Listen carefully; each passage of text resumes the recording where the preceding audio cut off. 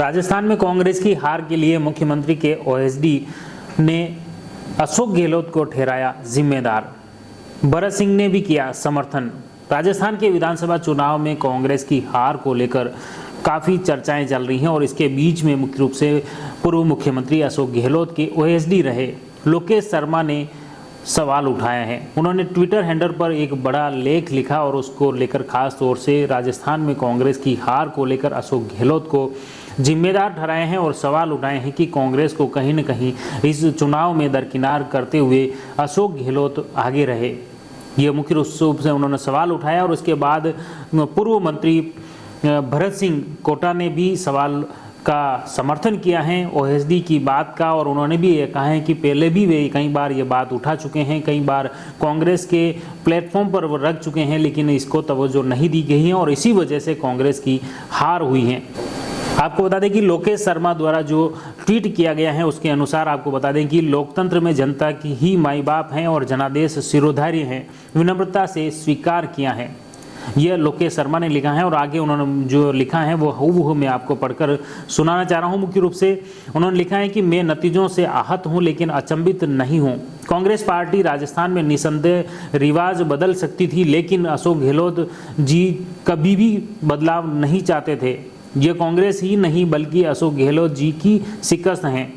गहलोत के चेहरे पर उनको फ्री हैंड देकर उनके नेतृत्व में पार्टी ने चुनाव लड़ा और उनके मुताबिक प्रत्येक सीट पर वे स्वयं चुनाव लड़ रहे थे।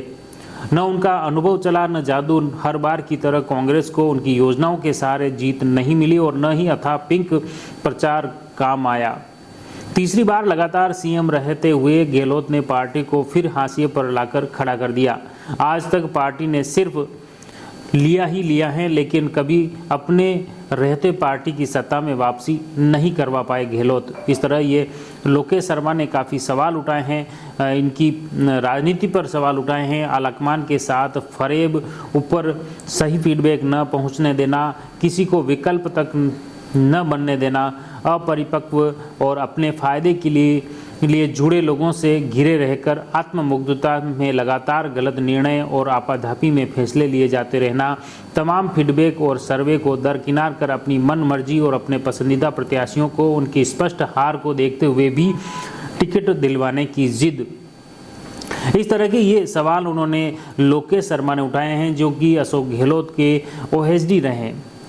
उन्होंने आगे लिखा है कि आज के ये नतीजे तय थे। मैं स्वयं मुख्यमंत्री को यह पहले बता चुका था, कई बार आगाह कर चुका था, लेकिन उन्हें कोई ऐसी सलाह या व्यक्ति अपने साथ नहीं चाहिए था जो सच बताए। मैं 6 महीने लगातार घूम कर राजस्थान के कस्बों, गांव, ढाणी में गया, लोगों से मिला, हजारों युवाओं के साथ संवाद कार्यक्रम आयोजित किए। लगभग 127 विधानसभा क्षेत्रों को कवर करते हुए ये फीडबैक उन्होंने दिया, लेकिन फिर भी अशोक गहलोत द्वारा उनकी इस सलाह का, उनके इस फीडबैक की ओर कोई ध्यान नहीं दिया और इसी के चलते ये हार उन्होंने बताई है। लोकेश शर्मा द्वारा ये जब सवाल उठाए गए सोशल मीडिया पर, ये काफ़ी ट्रेंड हुआ। इसके बाद सोशल मीडिया के बाद जब कोटा में पूर्व पंचायती राज मंत्री भरत सिंह ने भी लोकेश शर्मा की बात का समर्थन किया है और उन्होंने समर्थन करते हुए उन्होंने कहा है कि ओएसडी लोकेश शर्मा के बयानों पर जो उन्होंने बात बताई है वह सही है, उन्होंने सहमति व्यक्त की है। भरत सिंह ने कहा कि जो सीएम का ओएसडी कह रहा है वह बात मैंने पहले ही कह दी थी। जब खड़गे जी आए थे, अशोक गहलोत हट जाते और सचिन पायलट सामने आ जाते तो परिस्थितियां अलग ही होती। 25 सितंबर के घटनाक्रम को लोकेश द्वारा प्रायोजित बताए जाने पर भी भरत सिंह ने यही कहा कि वह जो कह रहे हैं वह सही है। 12 जिले के परिणामों पर उन्होंने कहा कि वहां गंदगी साफ हुई है। मोदी लहर पर बोले कि कोई लहर नहीं थी, यदि थी तो फिर बूंदी में कैसे बीजेपी का सफाया हुआ। यदि झालावाड़ में वसुंधरा राजे की लहर थी तो फिर धौलपुर में क्यों भाजपा हार गई। इस तरह उन्होंने सवाल उठाए और उन्होंने कहा कि कांग्रेस इस बार जीत सकती थी अगर कांग्रेस पार्टी कांग्रेस की नीतियों से चुनाव लड़ती, लेकिन इस बार कहीं न कहीं अशोक गहलोत द्वारा अशोक गहलोत को फ्री हैंड करके जिस तरह से राजस्थान में चुनाव लड़े गए, उसके लिए कहीं न कहीं कांग्रेस के नेता ही अपनी ही पार्टी के नेता अशोक गहलोत की भूमिका पर सवाल उठा रहे हैं। इस पूरे घटनाक्रम को लेकर आप क्या सोचते हैं, आपकी क्या विचार हैं, कमेंट बॉक्स में जरूर लिखिए। जुड़े रहिए जयवर्धन न्यूज के साथ। धन्यवाद।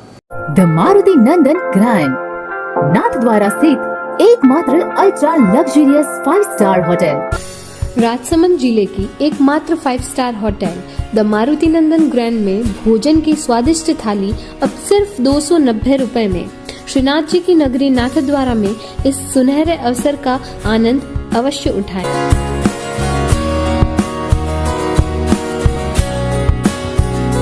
मारुति नंदन ग्रैंड, थिंक नाथद्वारा, थिंक नंदन ग्रैंड।